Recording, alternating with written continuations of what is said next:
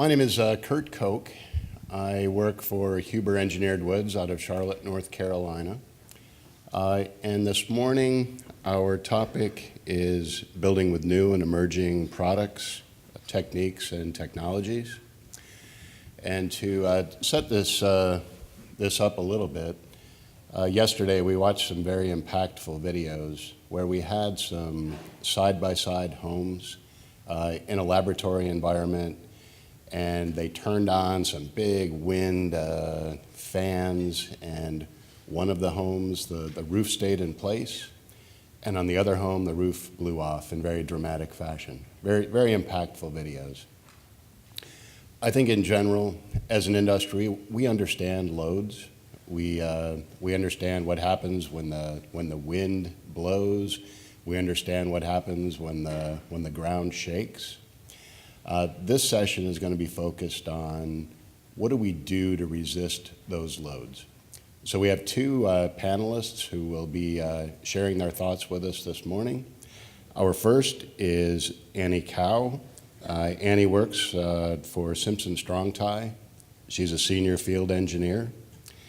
And then our second speaker will be Mary Uhr. Mary works for the the American Plywood Association, the Engineered Wood Association. So I'll turn it over first to Annie.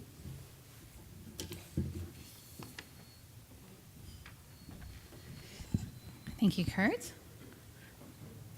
Let's see, it's this green button, right?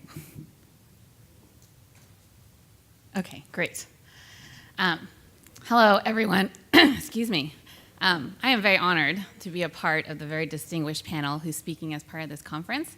I came all the way from Southern California to talk a little bit about what we worry about over there, which are earthquakes. But really, I think it's part of the overall conversation that I've heard the entire past day and a half, which is how can we really prepare ourselves for these disasters that we know are coming, and how can we mitigate our risk?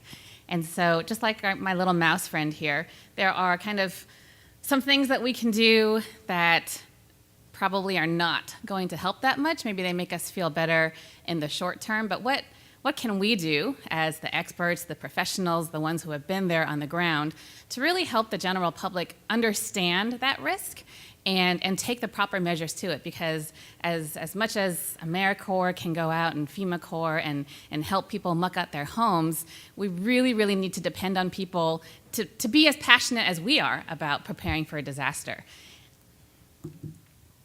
So I get a chance to talk to a lot of different groups in California, and recently I had the chance to talk to a group of emergency managers and a group of business continuity planners. And I was really asked to frame the earthquake threat in a way that people could really digest. Because you tell people, we had the conversation yesterday, if you tell someone it's a 100-year event, they're like, I don't gotta worry about it, right? My life expectancy is like 87 years. So why should I worry about that? Earthquakes, you talk about a 500-year event. So I don't have to worry about it, my kids don't have to worry about it, my great-great-grandkids don't have to worry about it. But we all know that that's not really how it works. And so I like to talk to folks about, well, how do you look at risk in your everyday life, right? When you go to a restaurant, I wanted to go to a restaurant last night. I wanted to look for fried chicken. So do you know where I did? I went to Yelp. I looked up best fried chicken. I couldn't make it out to Mary Mac's. I was really sad about that, but there was a good fried chicken place down the street, so I checked that. I looked at the Zagat ratings. In California, we have these health code ratings, right? So if a restaurant has an A, you know that they probably don't have rats and cockroaches. If they have a C, maybe you're not going to eat there. Something more important, a bigger purchase, when you buy a car. So I have 3 young kids, so a few years ago we're like, all right, we got to move into the minivan category. I got to look at safety ratings, but I also want to know who has good service, right? So you probably go to Consumer Reports or National Highway Transport, look at J.D. Power and Associate rankings.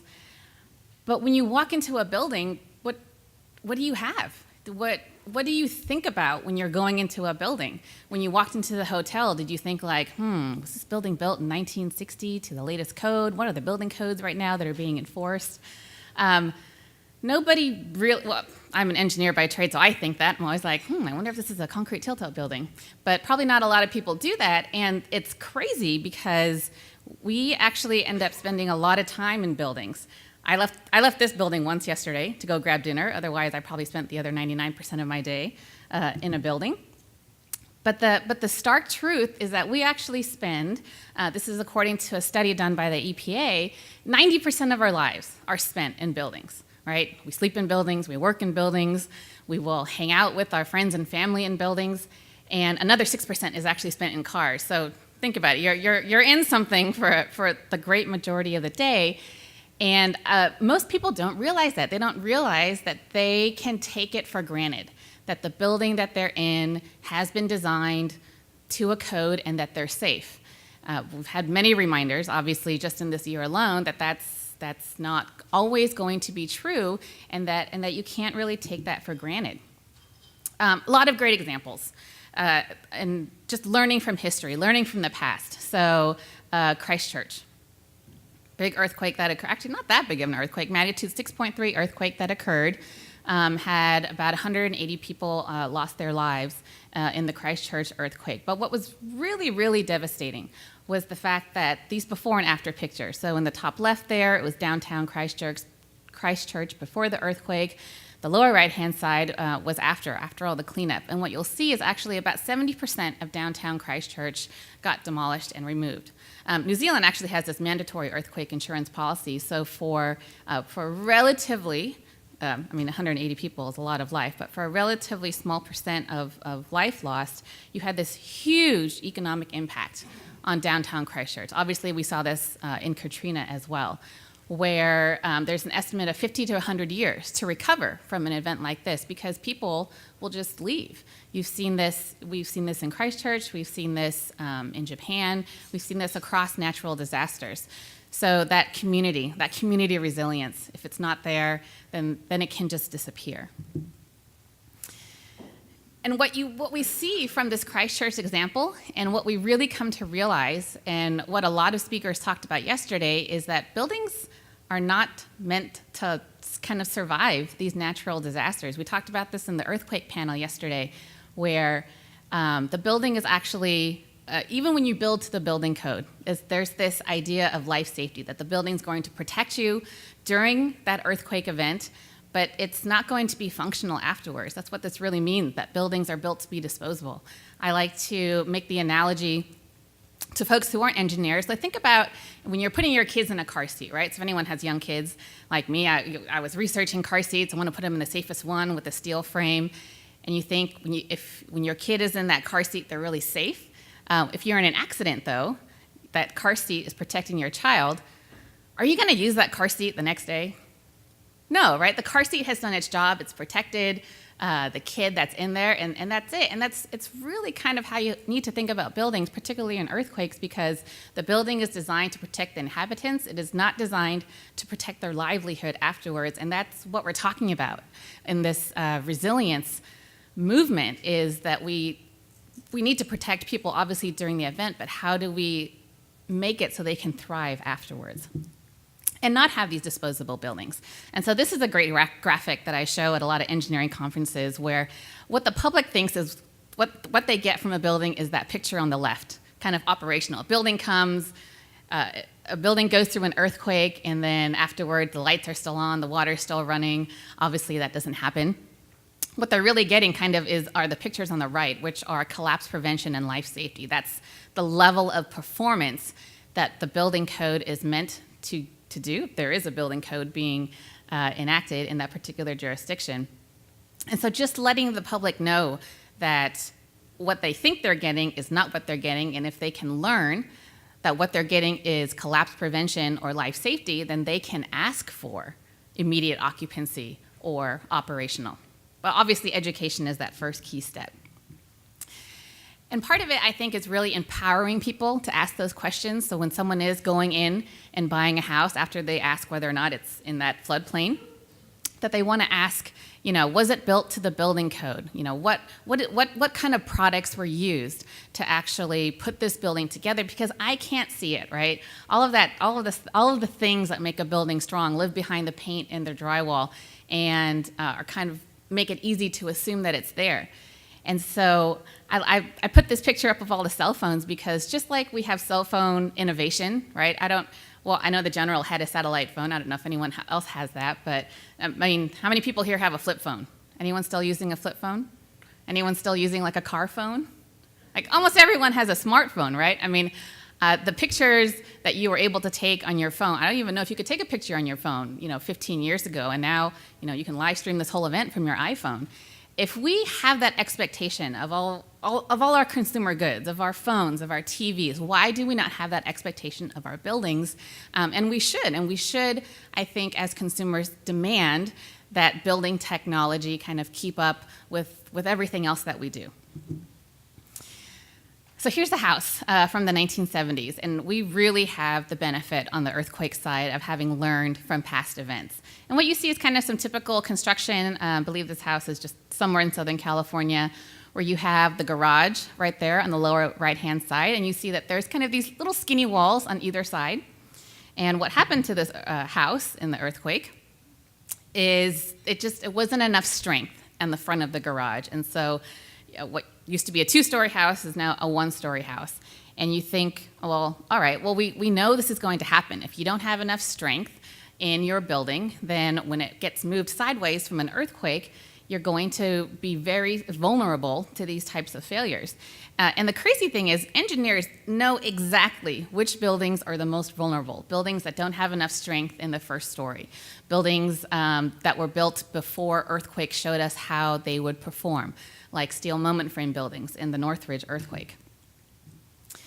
The really neat thing is that there has been a lot of innovation on the building side, but the construction industry is sometimes a little bit slower to accept. There's always that discussion about how much do these things cost. And things that may seem to carry a premium kind of on the front end of things can really kind of show their value in terms of how the building really performs. So when you're looking at kind of the fronts of these garages, manufacturers like Simpson Strong-Tie make what we call prefabricated walls. These are our strong walls that you can actually put in those very narrow spaces that have very high capacities. So whether out of steel or engineered wood, like you see there on the right, there are some really cool materials that you can put into buildings to strengthen them. Right now, the big conversation in California is about these types of buildings that are called soft story. So you see these in San Francisco and in Los Angeles, where you have seemed a really good idea at the time. You have these big open spaces on the first story because that makes a great place for people to park, and then you have your living space above. When you look at it from an earthquake lens, basically you put a very, very heavy mass on top of something that's very light and not that strong, and when an earthquake comes, you can get this kind of a failure. What you can do, and what the cities of San Francisco and Los Angeles are now requiring under mandatory retrofit ordinance programs, is that you strengthen those parking spaces. One very easy way to do that is just cover the whole thing up with wood, but then you lose the function, right? I mean, you have to keep in mind the purpose of something, and so instead of doing that, one of the solutions is to put a big, strong steel frame around the opening so you can still park there, but use a technology where the residents can actually stay in the buildings while you're retrofitting it. And that is huge too, to be able to look at that function and still be able to achieve the strength that you need. This is a Simpson Strong-Tie product called the Strong Frame that you can actually bolt on site and eliminate any field welding.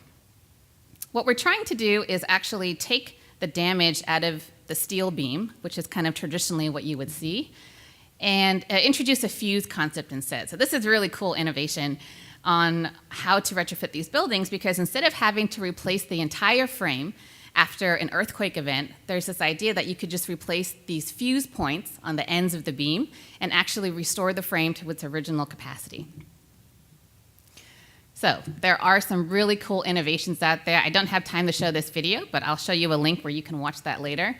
And there are really small things that you can do that can really help homeowners feel empowered to kind of take charge themselves. Things like making products that are easier to install, putting something in with screws instead of nails, not having to pre-drill, just really making installation straightforward and making the training readily available on someone's website. Having post-installed anchors. So a big problem in California are houses that are not connected to their foundations. So coming up with an innovative plate that you see there on the bottom that someone can actually stick on the side of their house, install with what's known as a post-installed concrete anchor, and very straightforwardly make that positive connection. And the building codes. I really just want to leave you with this last slide here about what I like to talk about, how how homeowners can really take charge. They can learn. So Flash has a wonderful website. Simpson has one that's consumer-facing that's called safestronghome.com, where you can learn about both earthquake and high wind loads. There's a really great site called Temblor.org, where if you're trying to figure out what your earthquake risk is, it tells you what your earthquake risk is compared to your fire risk, compared to the other things that you insure for. Obviously, you can work with your local Structural Engineers Association, support building code enforcement, and keep in touch with Simpson. And we do a lot of training. That's a lot of the outreach that we do just to educate people about earthquake and high wind and how to apply the building code. And so we're always available. So thank you.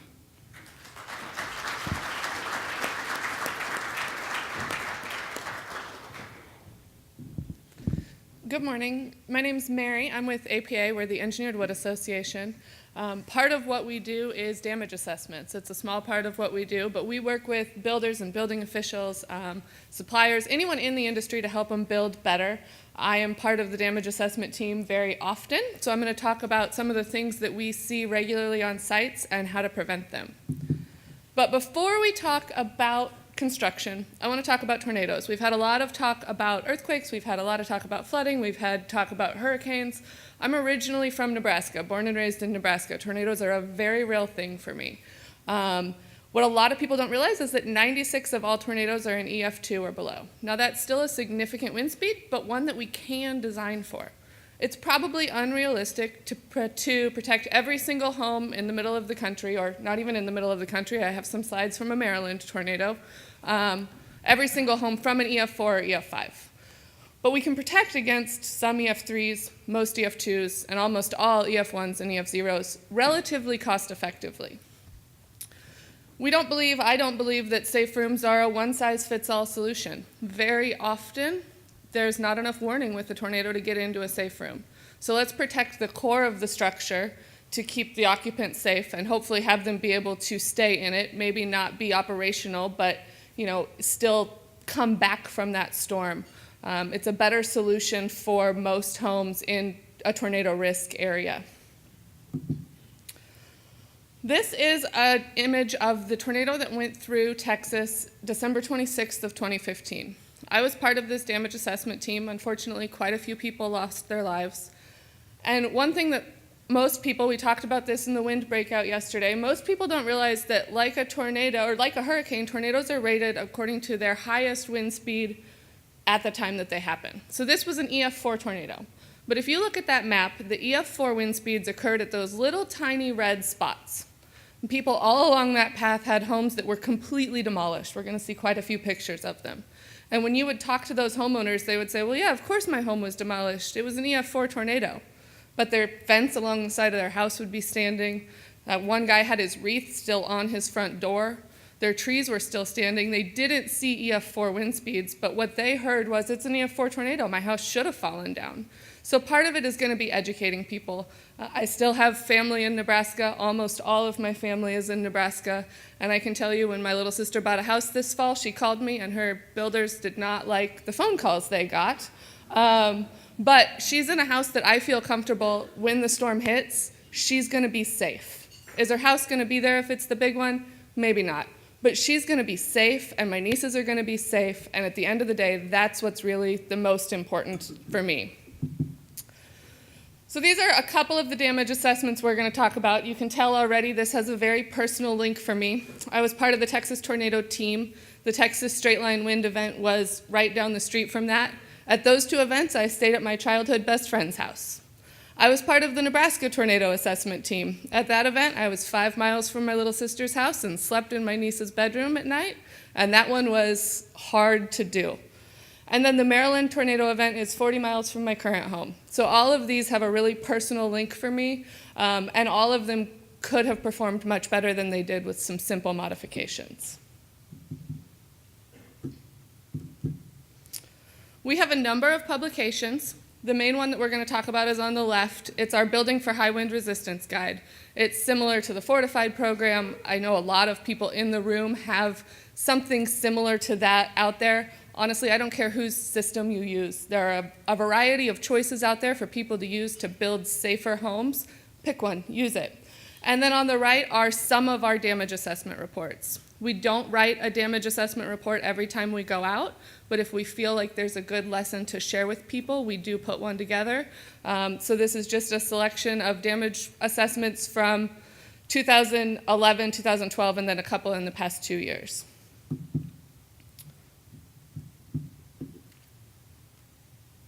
And then, like I said, we're not the only ones doing this research. This is a selection. I know a lot of you are in the room. I really just searched for tornado design documents on Google to get some of these options. And there are tons of them out there. They're not new. This one in the left corner is very old. So the high wind resistance direction is out there. It's getting the information to the homeowners, the builders, the building officials about why it's important.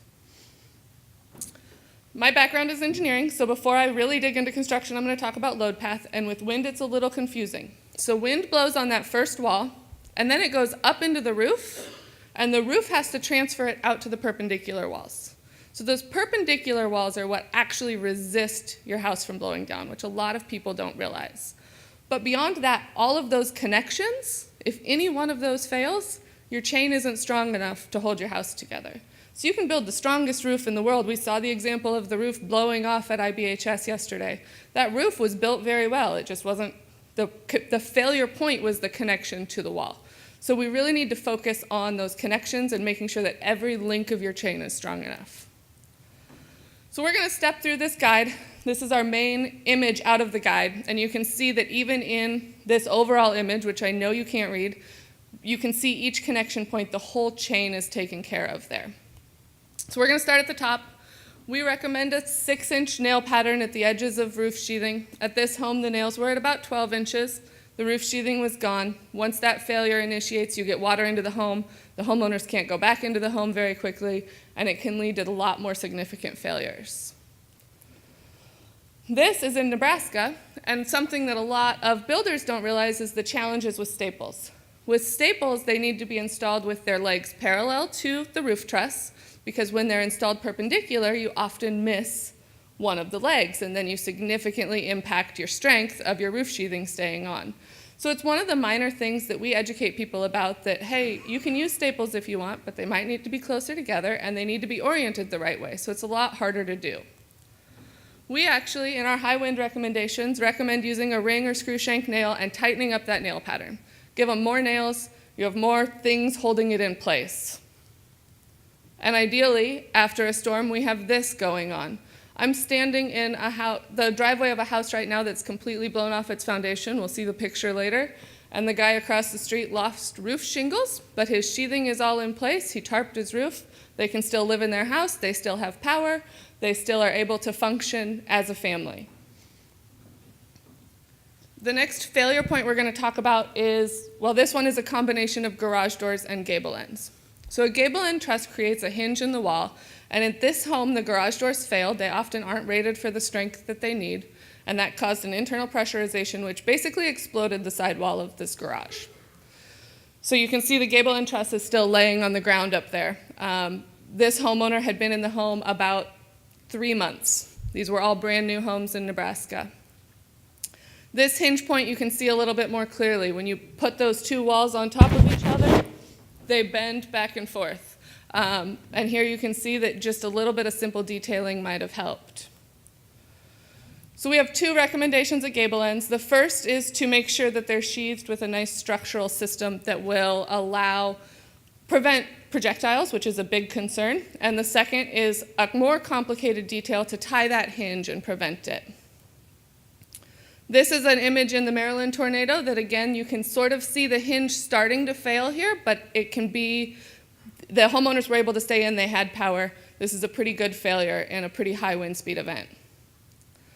And then, of course, there are other trusses. Often we see trusses that are toe-nailed. Please use clips that are pre-manufactured metal clips. They're available easily, they're really cheap, much better solution. And make sure that your structural sheathing is tied to both top plates. In Texas, we often saw that the sheathing was only tied to the bottom top plate, so you can see the top one curving up off there. So there your weak point was the connection between the top plates, which is not one we think of. In this case, in Nebraska, the top plates were attached together very well. The trusses were attached to the top plates very well.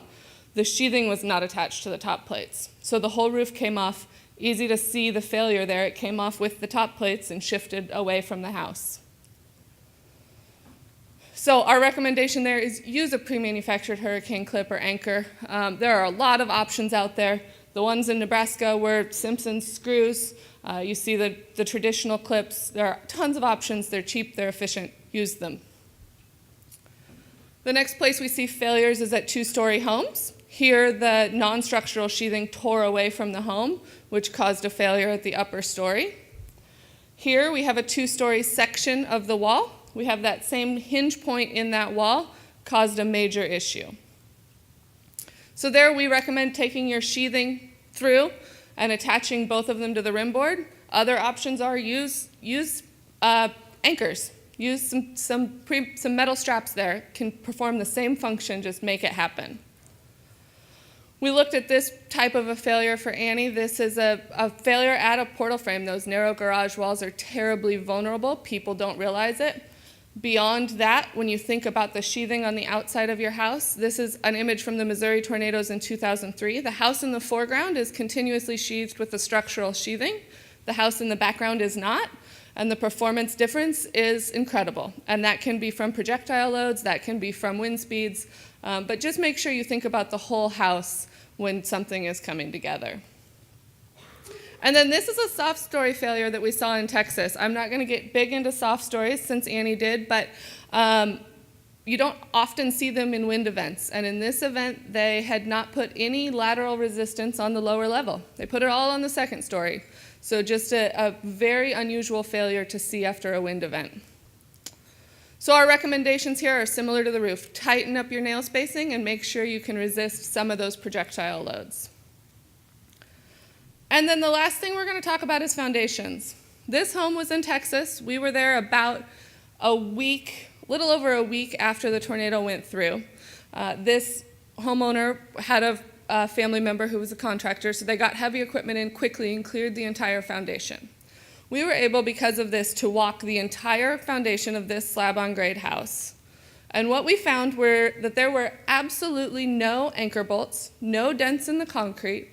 The sill plates were gone. The house had not been held in any way to its foundation.